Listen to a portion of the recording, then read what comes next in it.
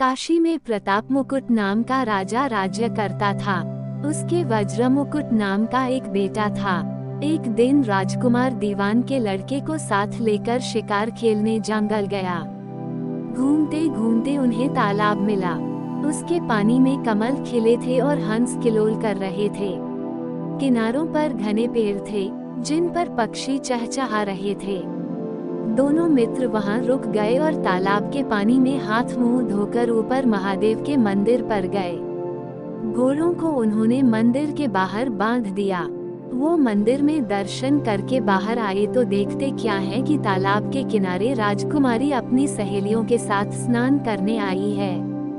दीवान का लड़का तो वहीं एक पेड़ के नीचे बैठा रहा, पर राजकुमार से न रहा गया।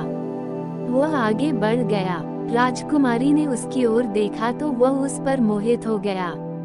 राजकुमारी भी उसकी तरफ देखती रही। फिर उसने किया क्या कि जूड़े में से कमल का फूल निकाला, कान से लगाया, दांत से कुतरा, पैर के नीचे दबाया और फिर छाती से लगा अपनी सखियों के साथ चली गई।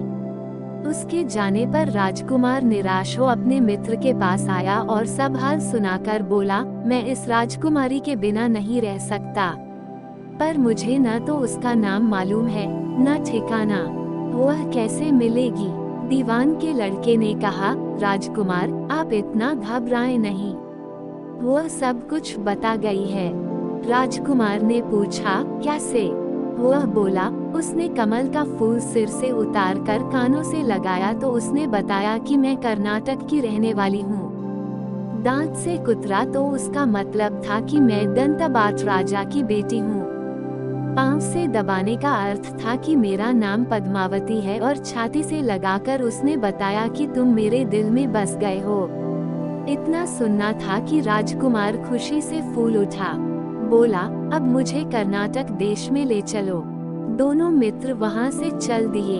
घूमते फिरते सैर करते दोनों कई दिन बाद वहां पहुँचे।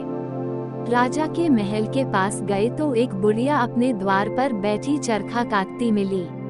उसके पास जाकर दोनों घोड़ों से उतर पड़े और बोले, माई हम सौदागर हैं, हमारा सामान पीछे आ रहा है, हमें रहने को थोड़ी जगह दे दो। उनकी शक्ल सूरत देखकर और बात सुनकर बुढ़िया के मन में ममता उमड़ आई। बोली, बेटा तुम्हारा घर है, जब तक जी में आए रहो। दोनों वहीं ठहर गए। दीवान के बेटे ने उससे पूछा, माई तुम क्या करती हो? तुम्हारे घर में कौन कौन है? तुम्हारी गुजर कैसे होती है? बुढ़िया ने जवाब दिया, बेटा मेरा एक बेटा है जो राजा की चाकरी में है। मैं राजा की बेटी पद्मावती की धाय थी। बूढ़ी हो जाने से अब घर में रहती हूँ। राजा खाने पीने को दे देता है। दिन में एक बार राजकुमारी को देखने महल में जाती हूँ। राजकुमार ने बुढ़िया को कुछ धन दिया और कहा, माई कल तुम वहाँ जाओ तो राजकुमारी से कह देना कि जेठ सुदी पंचमी को तुम्हें तालाब पर जो राजकुमार मिला था वह आ गया है। अगले दिन जब बुढ़िया राजमहल गई तो उसने राजकुमार का संदेशा उसे दे दिया। सुनते ही राजकुमारी ने गुस्सा होकर हाथों में चंदन लगाकर उसके गाल पर तमाचा मारा और कहा, मेरे घर से निकल जा। बुढ़िया ने घर आकर सब हाल राजकुमार को कह सुनाया। राजकुमार हक्का बक्का रह गया। तब उसके मित्र ने कहा, राजकुमार आप घबराएं नहीं, उसकी बातों को समझें। उसने देसों उंगलियां सफेद चंदन में मारी, इससे उसका मतलब यह है कि अभी 10 रोज चांदनी के हैं। उनके बीतने पर मैं अंधेरी रात में मिलूंगी। 10 दिन के बाद बुढ़िया ने फिर राजकुमारी को खबर दी तो इस बार उसने केसर के रंग में 3 उंगलियां डुबोकर उसके मुंह पर मारी और कहा, भाग यहाँ से। बुढ़िया ने आकर सारी बात सुना दी। राजकुमार शोक से व्याकुल हो गया। दीवान के लड़के ने समझाया, इसमें हैरान होने की क्या बात है? उसने कहा है कि मुझे मासिक धर्म हो रहा है, 3 दिन और ठहरो। 3 दिन बीतने पर बुढ़िया फिर वहां पहुंची।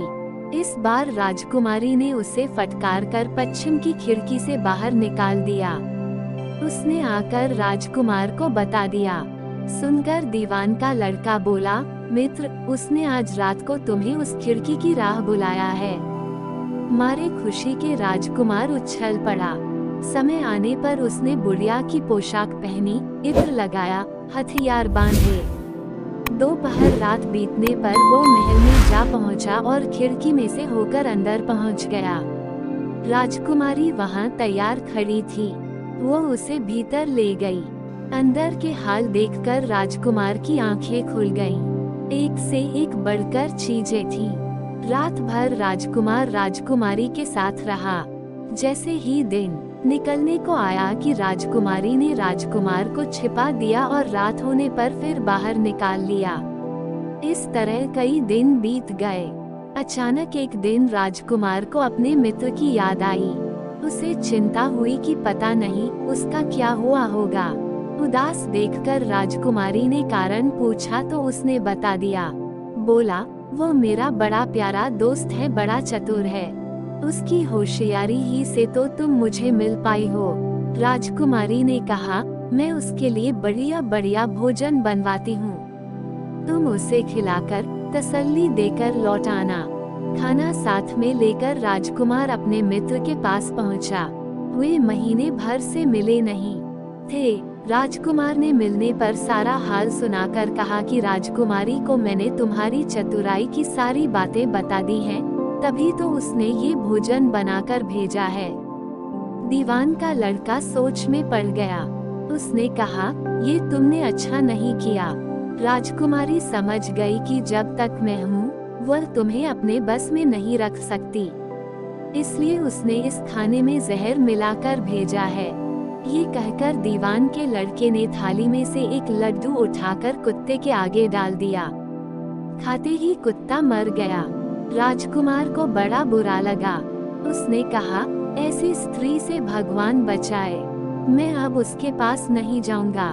दीवान का बेटा बोला, नहीं, अब ऐसा उपाय करना चाहिए जिससे हम उसे घर ले चलें। आज रात को तुम वहां जाओ। जब राजकुमारी सो जाए तो उसकी बाईं जांघ पर त्रिशूल का निशान बनाकर उसके गहने लेकर चले आना।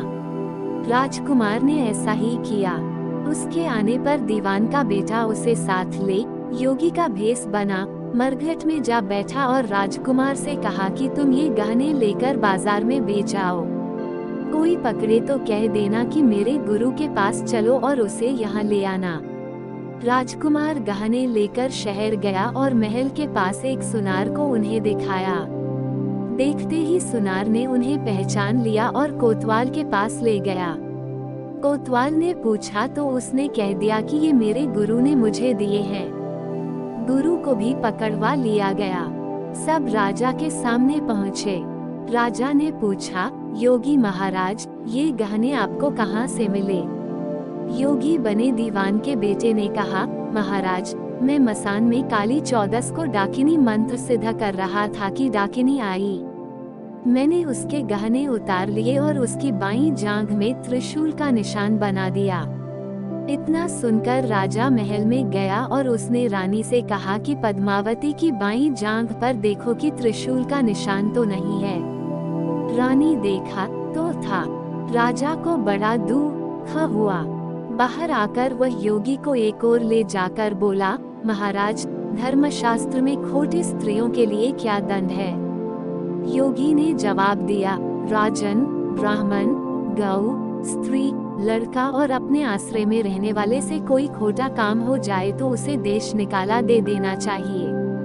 ये सुनकर राजा ने पद्मावती को डोली में बिठाकर जंगल में छुड़वा दिया। राजकुमार और दीवान का बेटा तो ताक में बैठे ही थे।